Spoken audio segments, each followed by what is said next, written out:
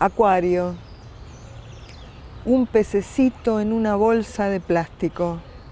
El cuidado que le toma a una nena trasladarlo desde el acuario a su casa, mientras el pez vive el drama del traqueteo como un tifón, mientras la madre abre paso entre los transeúntes al pequeño acontecimiento. La alegría sonora escapada de la tensión que se presta a la mudanza, el afecto infantil en la nimiedad como imperceptible descarga de nubes brillosas, un esplendor que se instala, que no habrá de devorarse.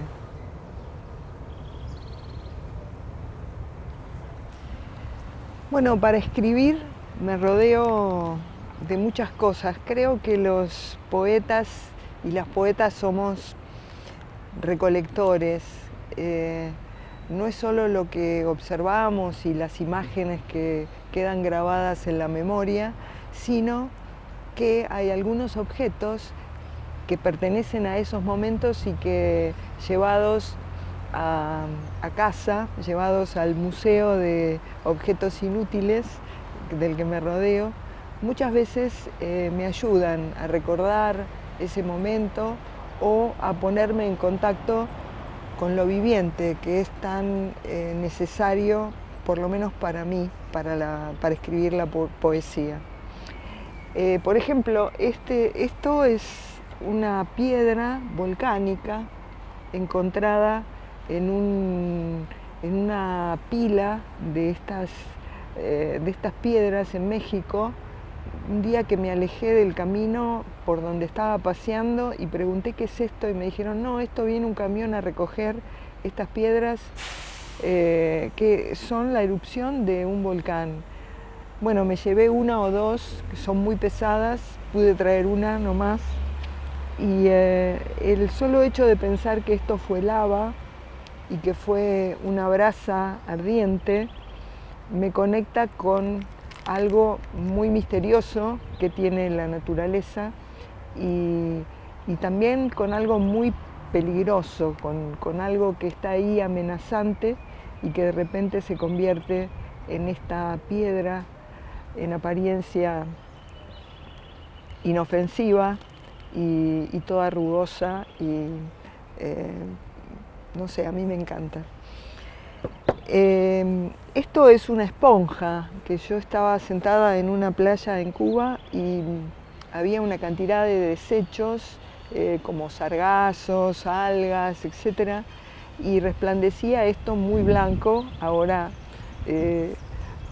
seco, ya no tiene esa blancura.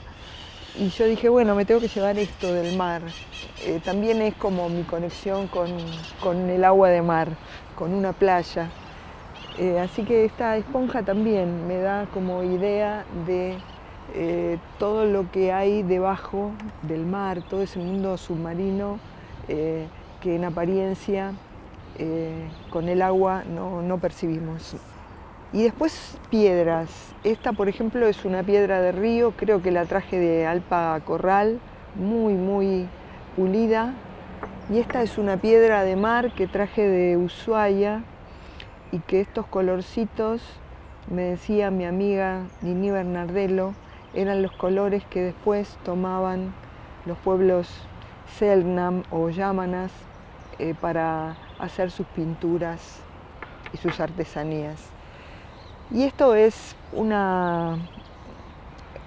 fruto de jacarandá, aquí adentro hay todavía alguna semillita.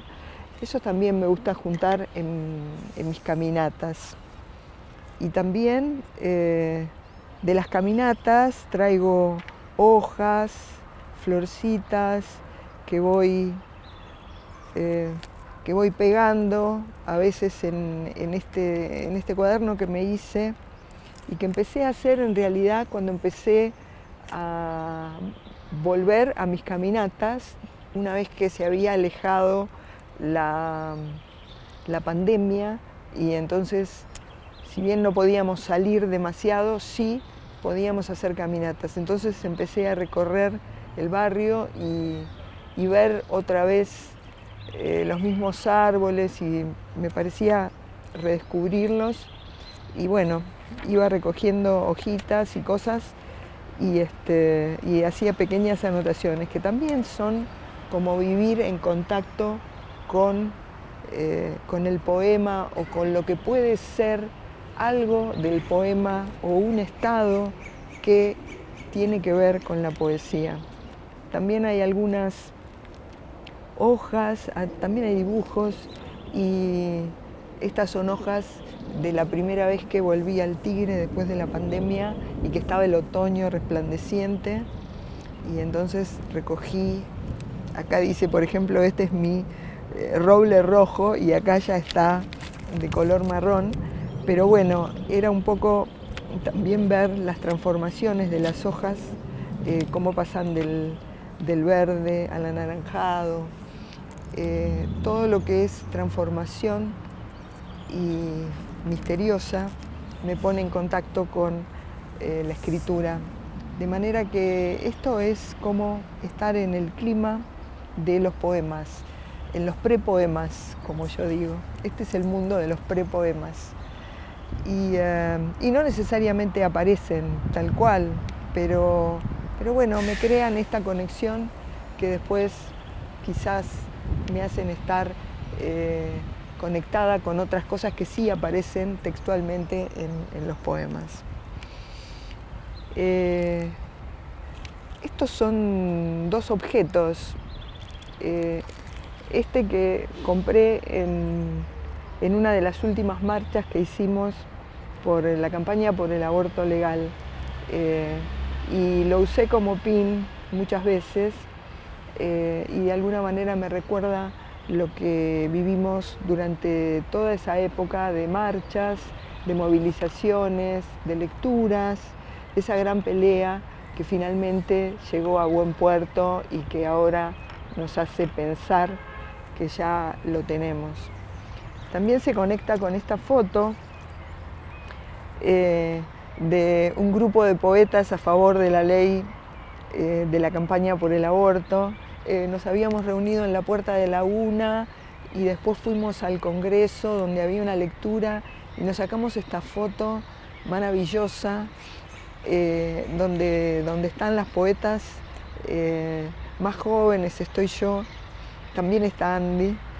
Y bueno, me recuerda un momento de gran felicidad, aunadas en esa pelea que duró mucho y que fue realmente muy alegre al mismo tiempo que la llevábamos adelante. Era la alegría también de vernos unidas por una causa común. Bueno, este libro, que lo elegí de entre muchos libros de mi biblioteca, es un libro de Mary Oliver, una poeta norteamericana que murió hace pocos años. Y en el momento que lo compré, yo estaba en Estados Unidos y había escuchado a una amiga leer un poema que me maravilló.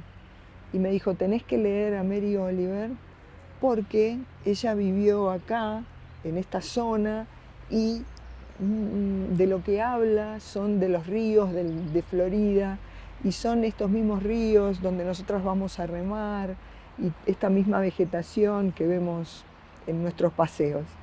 Entonces me compré este libro de Mary Oliver, que acá todavía no era conocida, ahora se ha hecho muy famosa, y empecé a leerlo, y bueno, y quedé maravillada, y todavía tiene como las anotaciones que yo le hacía al costado, tratando de, por momentos, traducir lo que iba leyendo, porque por momentos me perdía en el inglés mío, y entonces lo que hacía era anotar cosas de vocabulario, giros que me perdían, y después lo volví a leer entendiéndolo más.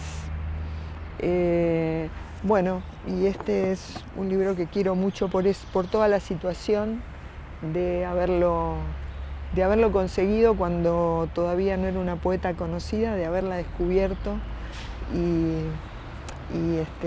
bueno, una poeta que me sigue acompañando, que sigue acompañando a tantas poetas más.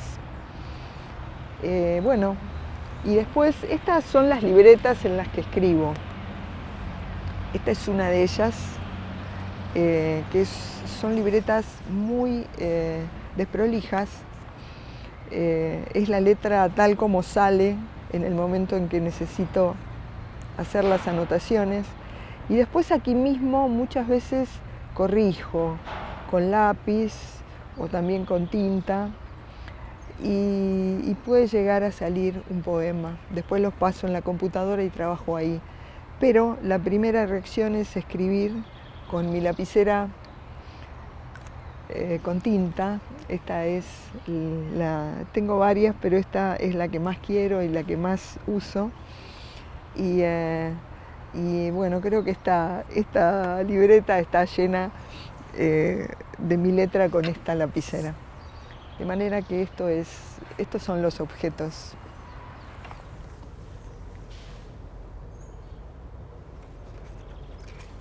Puente Alsina atravesado desde la ventanilla del trolebús con los ojos de nenas saltones. 5 años, 6, la madre hacía malabares con los paquetes de costura lista para entregar al fabricante. Los mayores decidían como otra orilla la zona diferida de respuestas. Más tarde, un día, tal vez la próxima quincena, pero la vista del puente y el resonar de los neumáticos en los férreos encajes eran la inequívoca señal de que llegábamos. La espera disuelta en ese breve tránsito, ese voceo festivo de arribos y vendedores ambulantes. Me contaban cómo en el 55 levantaron los puentes y paraban a los obreros encolumnados que venían de curtiembres y frigoríficos del sur. Después los vi aislando la ciudad durante un golpe. Parecían miembros deformes las vigas metálicas alzadas. Me negué a coser, a ser mi madre. Estas fotos para mí fueron muy importantes porque en un momento con la escritura de ese poema que finalmente fue un libro, yo quedé como trabada. Mi evocación no daba para mucho. Entonces empecé a sacar fotos en blanco y negro de esos puentes y gracias a esas fotos, a estas fotos, yo pude continuar escribiendo ese poema. Y yo sacaba con una cámara Pentax, que no era digital, por supuesto, y cuando veía los contactos o directamente las fotografías impresas, era como que veía fantasmas. Nunca era lo que yo había visto en el momento de sacar la foto. Entonces, bueno, estas fotos, no sé, las guardo como una reliquia, pero porque tienen relación con la escritura misma. Y bueno, esta foto es una foto mía de cuando yo era muy joven. La tengo porque estoy en la casa de mi abuela y yo, como vivía sola en Buenos Aires, iba siempre a la casa de mi abuela a comer los domingos. Y esta foto es en el final de la dictadura. Y es como una foto importante porque fue como un momento bisagra para mí. El final de la dictadura, yo finalmente decidí terminar la carrera de letras con la cual me había peleado mucho, iba y venía. Y al poco tiempo, al año más o menos, me fui a Estados Unidos.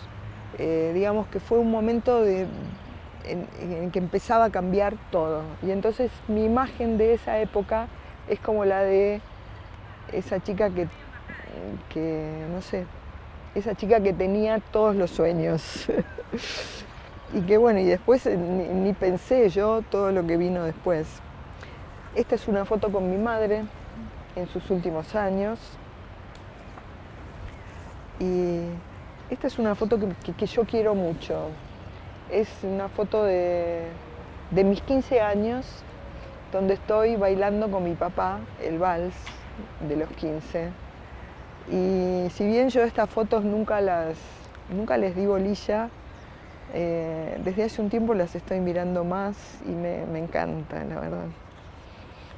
Y esto de mi vida como bailarina, cuando era chica, que yo en los carnavales bailaba porque estudiaba danzas y entonces la profesora de danzas me llevaba a los clubes del barrio y esta es una foto donde estoy bailando así con mi traje de española, un traje que me había hecho mi mamá, por supuesto. Esta es una foto donde yo soy muy chiquita, debo tener 5 años, 6, y estoy subida al auto de mi papá, a uno de los tantos autos de mi papá que a mí me encantaba, porque él decía, esta es mi coupé Ford.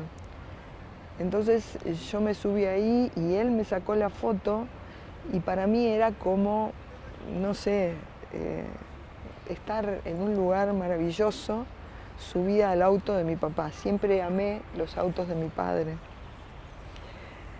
Y esta es una foto que quiero mucho porque me la sacó Nini Bernardello la primera vez que fui a Río Grande. Y aquí estoy yo muy abrigada y ella tenía su cámara sin saber y me pescó un gesto que yo soy muy difícil para las fotos y ella de una manera muy simple me sacó esta foto maravillosa y después me la imprimió y me la mandó.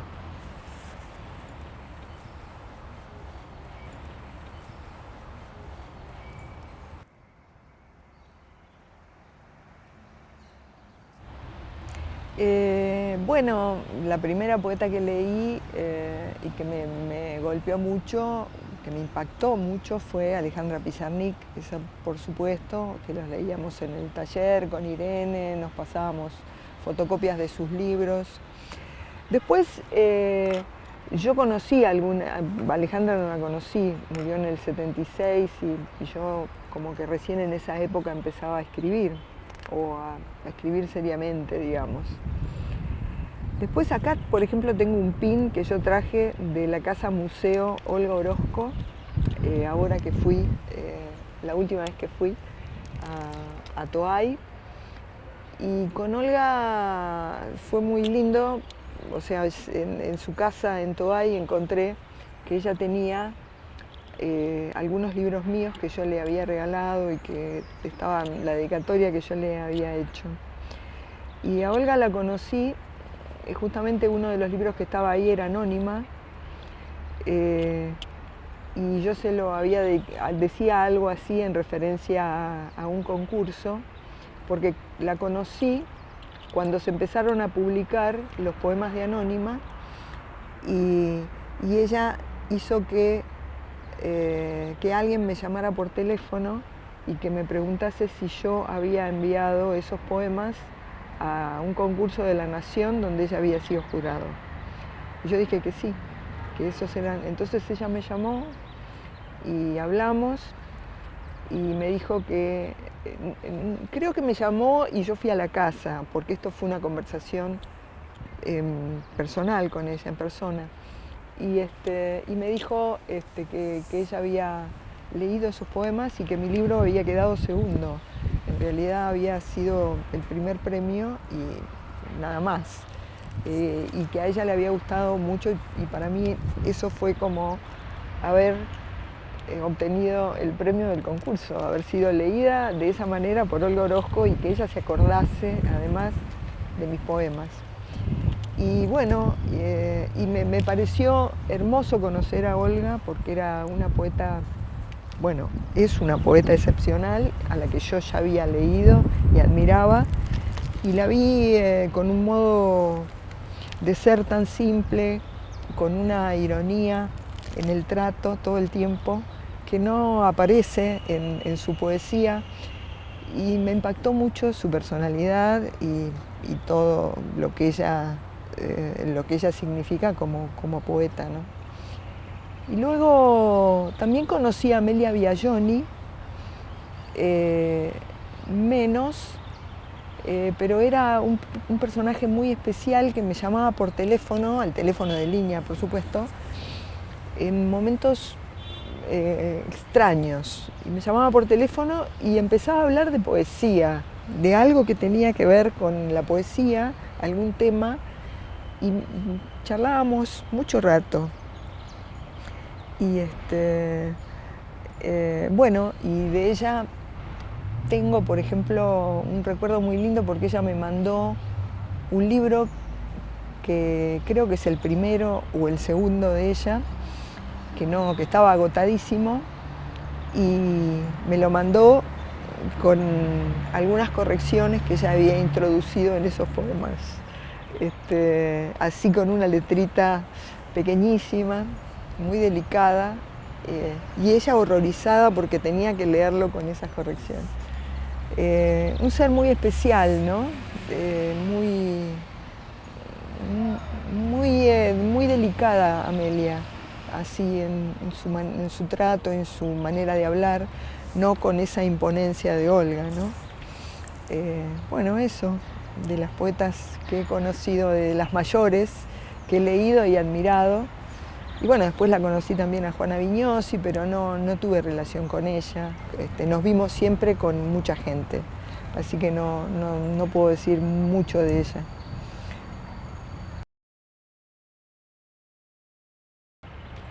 Bueno, ese libro todo llega de una manera aleatoria, me parece. Tiene algo de aleatorio.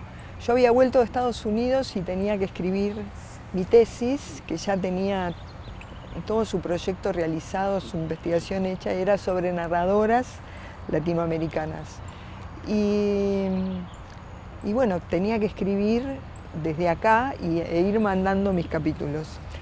Pero no lo escribía nunca, no escribía esa tesis, y cuando viajaba mi director de tesis para acá me decía: Alicia, tenés que empezar a mandarme eso, por favor, ya. Y yo le decía: la semana que viene, bueno, nunca lo hacía, hasta que un día me dijo, porque claro, hablábamos de muchas cosas y yo siempre hablaba de poesía, de cómo me había reencontrado con mis amigas poetas, cómo había vuelto a escribir poesía a mi regreso de Estados Unidos. Y él me dijo: mira, cambié el tema y ponete a escribir sobre todo esto que te apasiona más. Así fue que al poco tiempo ya mandé mi primer capítulo, no como con los otros. Y no sé si era el primero, era uno de los capítulos, porque no empezó con el primero. Y bueno, y fue volver a leer a mis amigas poetas, muchas de ellas eran mis amigas, mis contemporáneas en otros casos, y bueno, y ver que habían hecho una cosa maravillosa, que en el tiempo que yo no estuve, unido a las lecturas que yo ya tenía de ellas, me parecía que lo que se había producido era algo increíble, y a mí se me articuló con toda la crítica feminista que había estado leyendo en mi periodo en las universidades en Estados Unidos. De manera que ahí empezó la doble voz, y bueno, fue mi tesis de doctorado. Después yo la reescribí un poco para publicar acá. Inmediatamente se publicó, y fue ese libro que al principio no se sabía bien qué era, sonaba como muy raro, un libro sobre poetas nada más, que no hubiera ninguna inclusión de poetas varones, con una cierta teoría respecto de la escritura de mujeres, y con toda una perspectiva, ¿no?, que fue muy jugada en ese momento y que recibió ciertos reparos por parte de lectores y crítica, pero inmediatamente se convirtió en un libro muy leído, y bueno, hoy es casi una referencia obligada, ¿no?, un clásico. Después se reeditó, y bueno, fue muy hermoso hacer eso, porque fue leer a esas contemporáneas y hacer una puesta en valor de la poesía de los 80, escrita por mujeres. Muchas de ellas en realidad creo que ni sabían que era tan valioso lo que estaban haciendo. Quizá lo supieron después. Digamos que yo hablaba con ellas y les decía, pero esto es impresionante, digo, y puesto en perspectiva, en la perspectiva de varias y de muchas, ¿no? Porque yo tomo 5 escritoras, pero realmente había muchas más, hay muchas más. Y me miraban, o sea, lo que a mí me sorprendía era que por ahí me miraban, como diciendo, sí, pero no había real, como no se la creían, ¿no? E incluso, bueno, por ahí se negaban, una de ellas se negaba a ser incluida, me decía, no, yo no quiero ser incluida en un corpus solamente de mujeres, porque yo no creo en esos guetos, en fin, ese tipo de peleas tuve. Yo dije, bueno, yo te voy a leer como quiera.